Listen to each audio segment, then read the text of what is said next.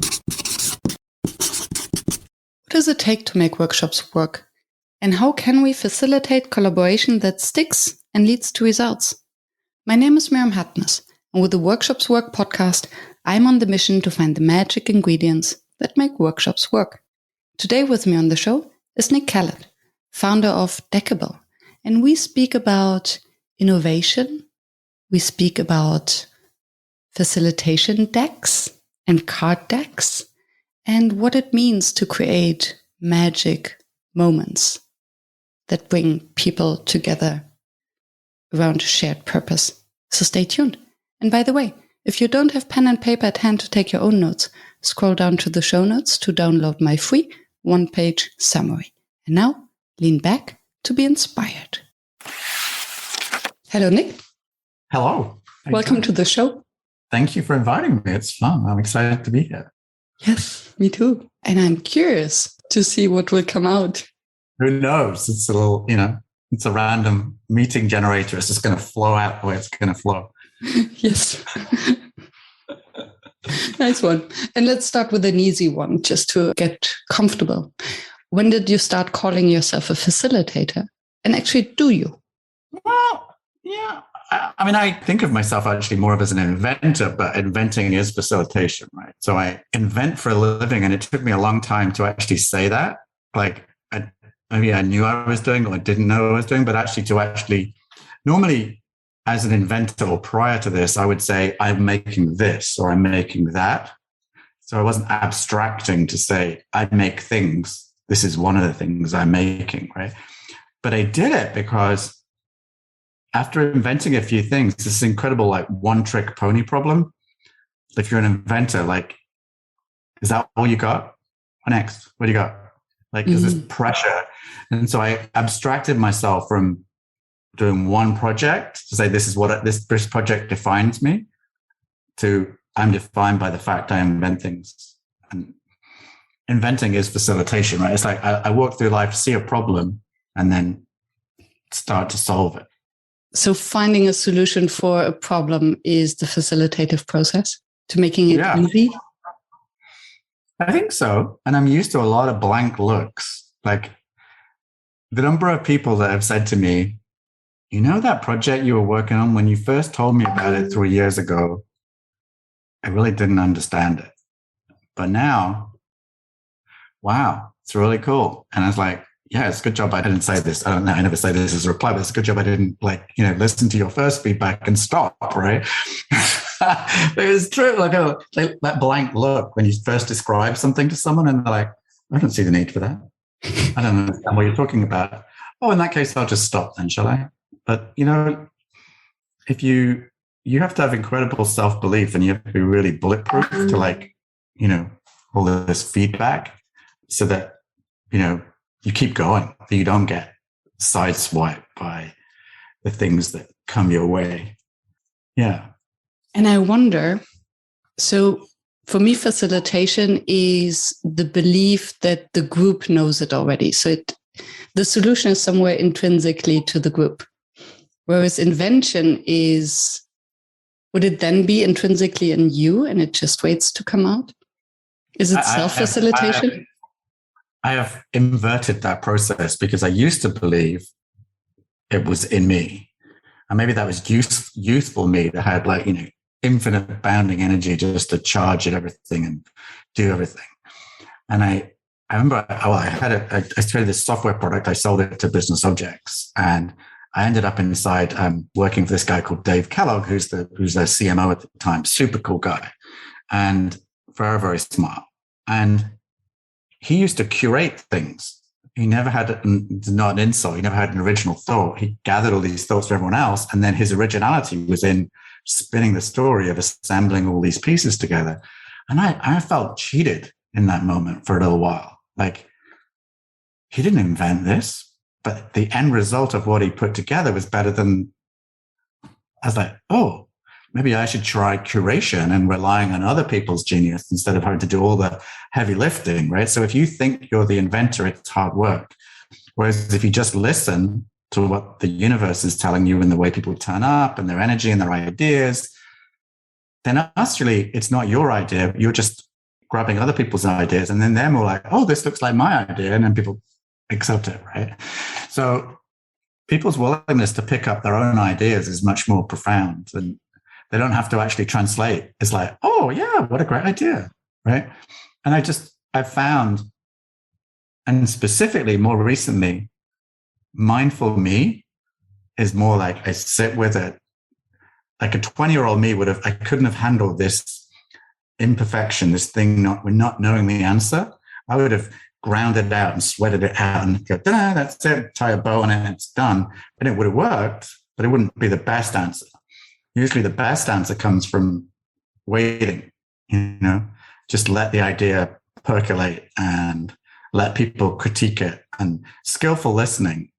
You don't need that many people to find out if something's good or bad, or if what you need to do next, right? People think that you need like this massive audience. I don't think you do. I have this cycle of people that I go around when I'm testing an idea, and I try not to go back to the same people too soon. So then I'll loop back to them 6 months later or 3 months later when there's something significant changed. So then they see it and they go, oh, wow, great progress, right? But if I show them at each iteration, they get bored, right? So I keep finding new people, and then I keep going back to people that I saw it, 3 to 6 months earlier. And then I get a lot out of that because I can see I live through the energy that people bring to the idea. I almost think of myself as the shepherd, specifically with Deckible. I feel it was sort of originally thought it was my idea, but it's not. I think it's just coming through me, and I'm just holding it, giving it space, and then letting other people come and shape it and drive it. And it's got its own energy and its life and its vibrancy. So yeah, there were some things I just think I really would have earlier on.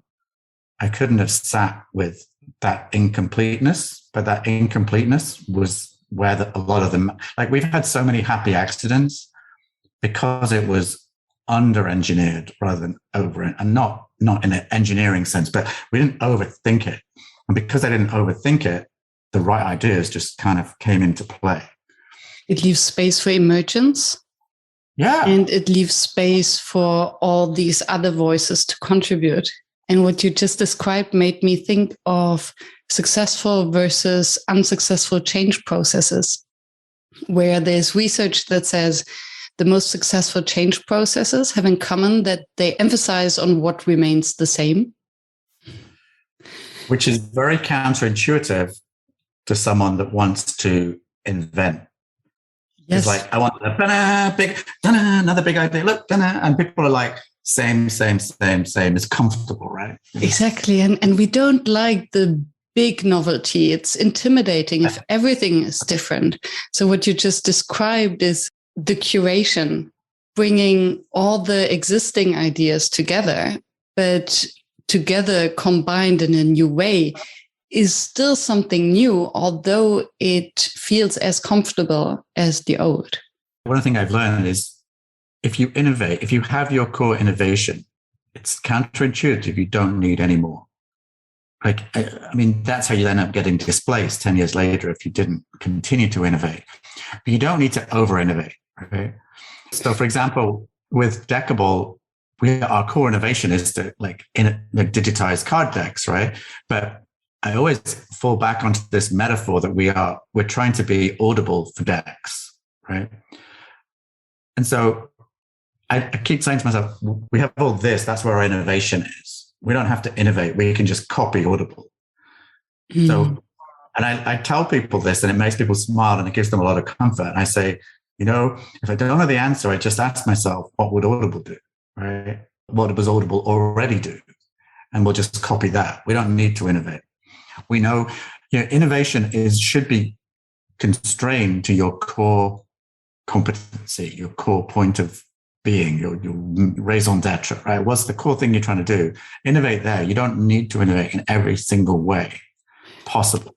Because to your point, if you embrace that, the thing you're creating becomes more like other things. And therefore it's more palatable to more people. It's not this whole swap out that's like hard to swallow. It's challenging. Whereas it's more similar, it's easier to palate. Yes, and I think we have to trick our brain Because our brain, when we are looking for solutions, we, as being risk-averse animals, we don't want to die. Right. We're looking for the past strategies that have helped us survive. But to truly innovate, we cannot rely on our past strategies. So if we are asking, how can we innovate or how can we find a new solution? We are asking the wrong question for the way how our brain works. Right. So by asking a different question, or as you define it, okay, how would Audible do it? How would Superman do it? Right. We're tricking our brain, and only then we can find new solutions. We all need to find our Superman, right? Who is the person you're trying to be like? And then how are you trying to be different from that person? Because mostly you can be just like Superman, except for, we just had kryptonite, right? Then we have a solution, right? You only need to have one point of difference generally to succeed, right? Yeah. Then it's like, I can see you're like X, but you've got this, right? Because we think in metaphors, right? So if you actually say, we're like Audible, but we do this cool thing. Oh, wow. When was the last time you ever went to a movie and you said to them, well, it was like, and it was situated here, and there was this guy that you don't try and describe the plot to anyone. You say it was like Jaws, but it was in the jungle. Oh, cool. I get it. Right. Like it was always like this movie, but with that slant. Okay. And ideas are like that. It's how we communicate. If you try and tell someone the whole story, they're like, okay, you lost me 5 minutes ago. I have no idea what you're talking about. I mean, it's sad that words don't mean anything anymore, but they don't. And I think, so yes, it's something that we can connect to. So to save time and to have the context, and something we can emotionally relate to. Right. Because when I hear Audible, I know the experience that I have with it. Right. So when you pick your Superman, Audible, make it sure that it's an experience that people have positive associations with. If you said it's like the dentist, people will be like, the dentist, but it's fun. You go to a party and tell people you're a dentist, and people are like, okay, next, and they want to move away because they don't want to talk unless they've got toothache in that moment, right? But if you pick a positive experience to be like, then people can hang with that, right? If they liked your movie if they liked the movie you said it was like, you've got them 75% of the way, right? Yes. It was like Harry Met Sally, but right. Oh yeah, I love that movie, right? Oh, I see. That sounds cool. And so be careful which metaphors you pick. Metaphors are like the grease that oils the wheels that moves the thing along, right? Your ideas are transmitted more freely if you pick the right metaphor. And can derail with too much oil. Yeah, exactly. You think, and you get too many metaphors, and then it's like, well, I don't understand what's going on, right? The people who win get the right metaphor, generally. And I wonder whether this is actually the ability to synthesize, to find the easy metaphor in the complexity, whether this isn't a facilitator superpower, to have all this abundance of ideas and then a few clusters and then boil it down to something that is actually meaningful and can be carried forward, and that the group feels related to or feels ownership for. Right, because when the group leaves that session that day, they said, well, how was your day today? Oh, great. We talked about insert metaphor, right? Yeah. Oh, cool. But it's like that, but like this. Oh, cool. Oh, great. What a good session. Maybe you should hire that facilitator again, right? It's like, they won't say that because they're going to take their own glory from it. But the facilitator was the oil that made that whole thing happen, right?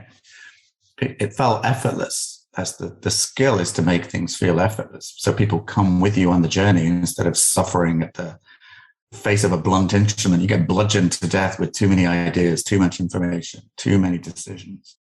So which of your identities came first? The facilitator who helped the innovator, or the innovator who helped the facilitator? I have no idea. I don't know. It's funny when you talk, you're kind of asking comparative brain chemistry. Like, how does one person think versus another? Because when you say something, I don't think, oh, you're thinking completely differently, right? So we just think, and we think everyone else thinks like us. And until you realize you don't, and then it's like, oh dear. So I realized because I've thought about this a lot, that I have this amazingly over-connected brain. Like, I can walk through any situation and I see things being connected. And I'm like, I actually have to throw stuff away because everything is connected in my world. And I interface with other people that don't see any connections.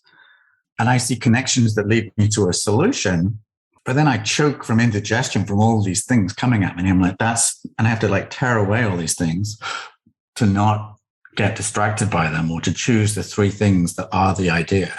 And that's kind of juggling between facilitating and ideation, which is have some more confusion, because the ideator thinks the ideas are cool. And what they don't realize, people choke from indigestion of too many ideas. And the facilitators like cherry picking. I always work this. I love the idea of a straw man. So like if you have an idea, don't just have an idea, have a straw man. This is how it's going to work, right? This is our idea. Oh, I don't like that. So you rip the head off and you put a new head on, and those arms aren't right. So you put better ones on, and you keep iterating, but you've always got a working model of what you're trying to create. And then you can always get better because you can always show your work. You can show your straw man to people, and that's essentially your metaphor. My idea is emerging like this. This is how it looks. And then you can see that blank look, or that look of excitement. So the straw man, something like a prototype. Yeah, a straw man is a prototype. Exactly, right. And so I can relate to the challenge of having too many ideas and to literally connecting everything. And I wonder to what extent this can be a superpower or actually an obstacle in facilitation. Because I can imagine that, or I observe myself in these kind of situations, that I then become increasingly impatient, or I'm fighting between my neutrality hat. Oh, it's all in the power and the emergence of the group, versus how can you not see that? Right. No, this took a lot of mindful reflection on my behalf to recognize that I actually see everything as connected.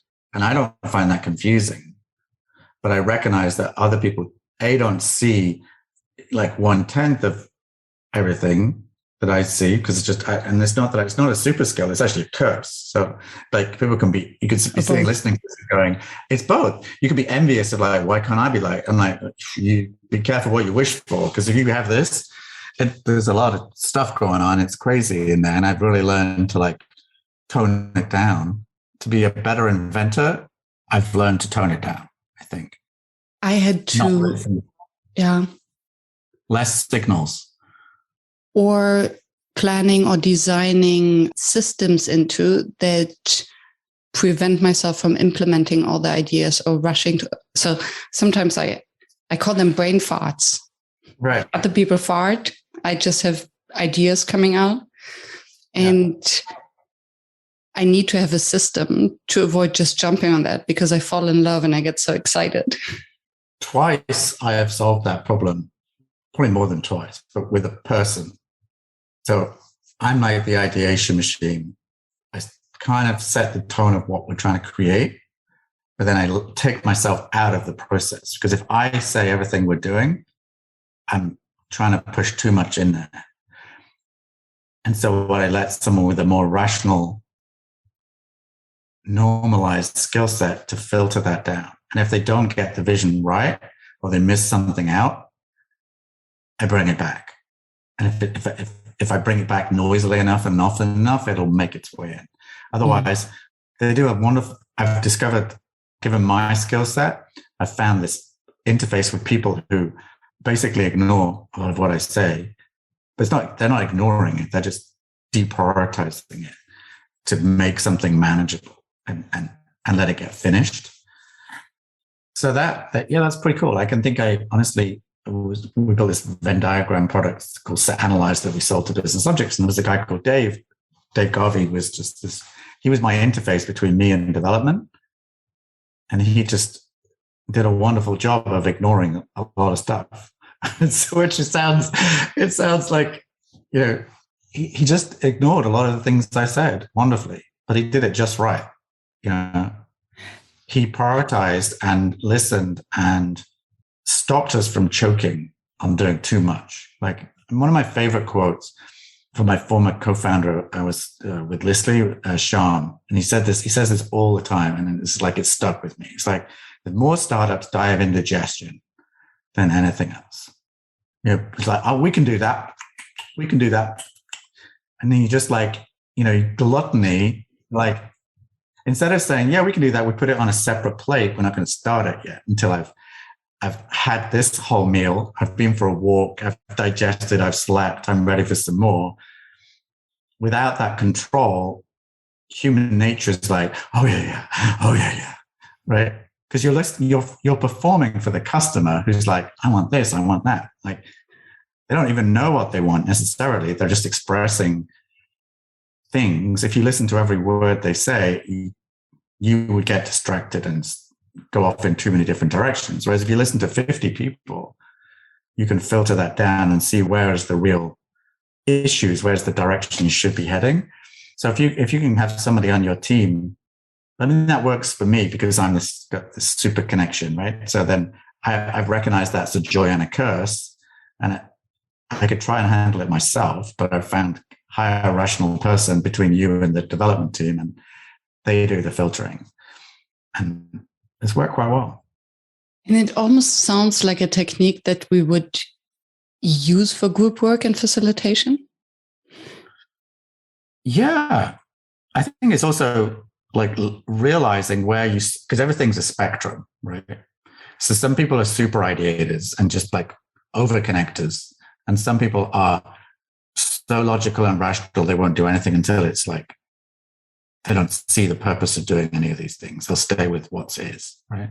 And if we could recognize who sits where on the spectrum, we could then pair people up who works better together. And that's something I fell into, luckily. Like when Dave and I did that, I didn't even know he was doing it. But I looked back afterwards and I was like, that's what he did, right? That's really valuable. I don't think that business would have succeeded in the way it did if I'd got involved in every step of everything, because I would have been wanting everything because I was way younger. So maybe these days I'm a bit more like going back to my Audible thing. Decide who you like, decide whose decisions you don't have to make decisions about, right? It's really easy when someone else has already made that decision. You don't have, like, innovation is something you use sparingly. It's like glitter and sparkle. You just not like swamp the whole recipe with it, right? Because everyone's going to choke and it feels completely alien to people. This is so different than anything else, right? And it's like that. So you remember that Scamper innovation thing where you like, it's that acronym for like subtract, combine, remove, more. I forget the full acronym, but that's kind of the core of innovation is what you always do. You can add something, take something away, amplify something, reduce something, turn it upside down. If you do all of those in one go, you just end up with a mess. Yes, and I would be curious to hear the story behind Deckible, because at the end, the moment that you do have the metaphor, it's like Audible, but for card decks, right? Then it's so easy and everyone understands. And I assume that you didn't wake up or had this under the shower moment. Oh, you know what? Let's do an Audible for card decks. Only. Oh my God. That would be like, that's like idea porn, right? It's like, wake up with this, oh, it doesn't happen that way. Like anyone who thinks ideas happen like that, it's not true. I went on a 3-year journey before I even found the starting point for Deckible. And for 3 years, I've been building this. The metaphor of choice during that 3-year period was an exercise machine for the soul, for the mind, right? And it was like this idea of instead of going to the gym, you would go to an exercise machine to work out all those things, right? And it was pretty good. But the problem is it grew and grew and grew. I kept trying to finish it and think, how do I get to the finishing line? And where can I draw a line around this and say that's a complete product? And there were some amazing things in this product, but there was too many ideas and they were like scattered. What was the initial problem you tried to solve? So what is it about card decks that fascinated you? Or maybe it wasn't even about card decks. The original problem we were trying to solve was I was working with a good friend who's a coach, and she basically had all this content she wanted to package up and create recurring revenue. And we looked at the existing online learning platforms and just were like, these are not fun. She's an experiential coach. She creates meaningful learning experiences, and the existing online learning platforms, which I don't need to name here, don't, right? They're not experiences. They're classic teacher on stage talking down to the student. Bullet list style. Yeah, right. It was boring, right? So we try to create this much more engaging where the students are participating, and it became more of an interactive survey because the survey tools are not that fun either. So it was like moving things around, making choices. And in the middle of that journey, I because I invented a board game, right? So I play a lot of board games still. So I love cardboard. I own a lot of games. And I came across all these card decks, and they're like coaching decks, and there's like oblique strategies, Brian Eno's deck. And there's just like, oh my God, we could talk for hours on card decks that exist. And I started collecting these and realizing they were really cool choice mechanisms. Like, because I can lay out some cards and go, yes, no, maybe. And so I do a card sort. I divide my choices into stacks. I was like, this is really fun. This is like tactile and engaging and human and real. So that was wonderful. It was a blessing and a curse because I'd added that to what was already there. So my exercise machine now included card decks. And it got bigger and bigger. And after 3 years of building it, it was phenomenal. Like I showed it to a lot of people, and the light went on when they saw it, but there was too much. And so I thought my problem was user interface design. And so I went and hired this UX team, right? And they were phenomenal. They did that rare thing that, you must have heard that old joke of here's my your consultant comes along and says, here's my watch, tell me the time, right? There's too many consultants just sell them back exactly what you just told them. Well, they did the brave thing. And they said, what you should do, Nick, is throw this all away, and you should just make card decks the core metaphor, not an exercise machine. They didn't just say that. They said, oh, by the way, it should look like this. And it was beautiful. So now I'd seen this beautiful thing. I couldn't go back to this ugly duckling, like poor thing that was like I'd made lovingly over 3 years. And there was too many bright ideas in there. But the cool, and they said, look, Nick, you get most excited about card decks compared to the rest of it. So if you just focus on that, that's what we've done. That's what we've built for you here as a mock-up. So I'm like, how many days is it going to take to build this? So they quoted me a number. It was pretty low. And I was like, I don't think they can make it in those days, but I can't really say no to that offer, right? So I basically got them to build it. And here we are a year later. The estimate was out by magnitudes, but that's irrelevant because the quantitative value of the experience that it delivers is out by even more magnitudes. It's just like, oh my God, like people, I literally have phone calls with people. They're like, I can see them like vibrating with excitement about how Deckible is going to transform their life. And it's like, oh my God, this is such a beautiful, like I showed a lady yesterday, her deck, she loaded it, she created it. She'd load it onto Deckible, and I showed it to her yesterday. She was literally in tears. And I'm like, and she's like, Nick, I'm like, don't worry. This is the most beautiful gift you could give me. This is my energy. This is my fuel from oasis to oasis. Because when you're inventing, there's often, long periods between fuel and energy and rest, right?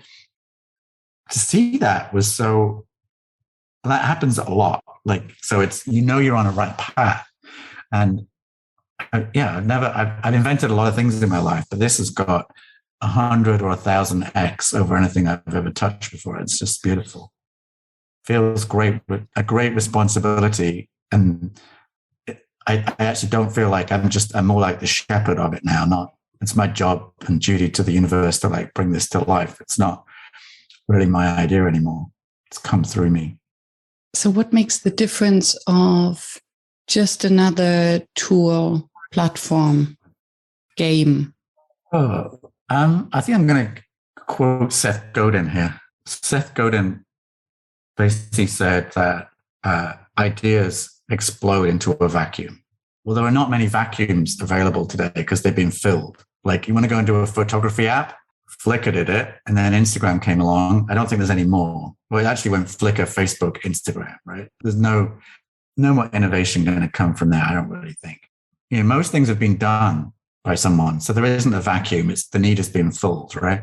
Whereas for some reason, card decks have grown. More and more people are creating card decks. They see the value of using card decks in coaching and in spirituality and wellness. But there's been no digital solution. So the why of this is because it's not been done well. There's a huge unmet need. And so you show this to people and they're like, oh my God, I want that. I can see my deck in there. Or I can, what I'm shocked as well is how many people have actually turned up and said, I'm going to create a deck for this. Mm. My original vision was just let's go and find all the decks that exist and bring them on. And I even started by reaching out to people whose decks were out of stock. So there was a real pain point. You don't have the money, obviously, or the desire anymore to keep printing this. There is a demand for it. What if we could digitize it? Okay, yeah, I'm in. So we got a bunch of people came on board with that because their decks were out of stock. But along the way, I explained it to some people and they're like, well, I could make a deck for that. And I can point to like dozens of decks that have been created just for Deckible. So that's pretty epic. You realize the energy, the investment, the emotional effort that people have gone through to see this and say, I'm going to now. No. And this is pre-launch. This doesn't happen. Like people don't go, oh, let me invest in your idea. It hasn't even launched yet. I'm going to go and create something for it. Well, they see that because they realize the energy of the infrastructure. And we have 500 people who have signed up already. There's 200. We will launch with 250 quality decks. These things are approved. They're not just like, you don't just put your deck up and these are beautiful decks. I mean, I could spend hours just, going through the decks that are so beautiful. And it's exciting to see that. And it's a living thing. It's out of my control. I'm just like facilitating it now. What is it that these card decks facilitate? So what can card decks do to individuals and groups? There are many ways you can use a deck. So decks help you make choices, right? So I'm going to go back to my favorite example. There are 3 decks everyone in the world should have, right? Firstly, we should have a values deck. Because if we live our life true to our values, we'll be less messed up. We'll pay less therapy bills, right? We'll be happier because, I just had a great day today. Everything I did fell to my values. Of like, when you don't live to your values, you clash into people. You're triggered. You're angry, frustrated, all those things, right? Like my top 3 values are creativity, adventure, and integrity. So if I'm doing something every day that's creating, that's adventurous, and I'm feeling that I'm not leaving anything in my wake, no mess behind me, I'm living in integrity, I'm feeling incredibly purposeful, right? And if everyone knew what their values were and they shared them with everyone else around them, we could actually interface with people much more cleanly because I can speak to your values, you can speak to mine, and we don't rub into each other in the wrong way. So that's a values deck, right? And the way you use a values deck is that there's maybe 60 different values, and you go through and go, not me, maybe, definitely me, maybe, and you make choices, and then you go back to that list until you whittle that down. It's really hard to whittle down to 3 out of 60. So basically, with the app, with Deckible, you can make these selections, so you can have different stacks of cards within one card deck. Yeah, exactly. And then it's there for you forever. And you can go back to it. You can journal on it. You can share it with friends. You can ask them to see what their values are, right? So that's just a values deck. But there's also a strengths deck and an emotions deck. Because if you know what your strengths are and you play to your strengths and surround yourself with other people that fill in your weaknesses, Mm-hmm. And then also have an emotions deck, because if you can fully express your emotions, so don't shove them inside, because that's just going to pay for them later. Bury that down. No, I'm feeling frustrated right now. This doesn't feel good to me. I'm angry about this. I'm feeling hurt, let down. Oh, I'm so happy. Look, whatever it is you're feeling, if you express all of that, that keeps you clean, not messed up, not, therapy waiting to happen. So that, and I wish we taught these things at school. Yes. I wish we had a values deck and a strengths deck and an emotions deck. And then we go through life and we meet new people and do our values align? Do our strengths align? Can this person express their emotions in the same way that I need to? Right? Can we interface together? Right. So there's also like ideation decks, like how do you create a strategy? Because not everyone's innovative, right?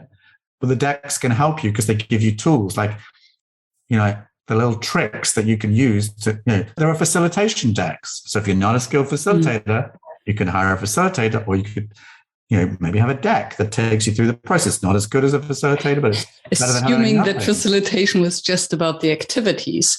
Right. But it gives people a framework. Decks are models and frameworks. Like you can make there's 1,000 different business models out there. Usually that's the quadrant or some kind of grid and a methodology of you can put every single one of those into a deck. Yes, and it reminds me of the value of an idea is usually, or a solution is usually found in the question to ask and not in the ideas that are generated. So having decks that support the process of coming up with better questions. Right, totally. And then actually having the answers recorded, because this is what we said the answer was last year. Oh, God, I'd forgotten that. That's why we made that decision. Oh, yeah, well, it was the right decision at the time. And now look what's changed. We've got to ask a different question and answer it differently. Okay, we're clean. We didn't behave irrationally last year. It was intelligent. We've got the log. These are the questions we asked. These are what we answered. Those answers still look valid given last year. But now in 2022, we're going to ask this question and we're going to answer that differently because this, and this happened. Okay, so now we need to shift. Okay, everyone understand? Yeah, great, cool. Everyone's with you, right? And that's what decks can facilitate, right? Just those packaging up those questions, that knowledge, that process, that questioning, the responses, the journaling that goes with it. It's all simple. Hello, listener. Are you tired of listening to my podcast voice praising our sponsor Session Lab in each episode? I think it's time to pass the mic over to you. So if you are as much of a Session Lab fan and user as I am, please share your experience and praise, and don't be shy of add a sentence of self-promo. Send me your soundbite and you might hear yourself on the next show and find your name and URL in the show notes. I'm looking forward to hearing from you.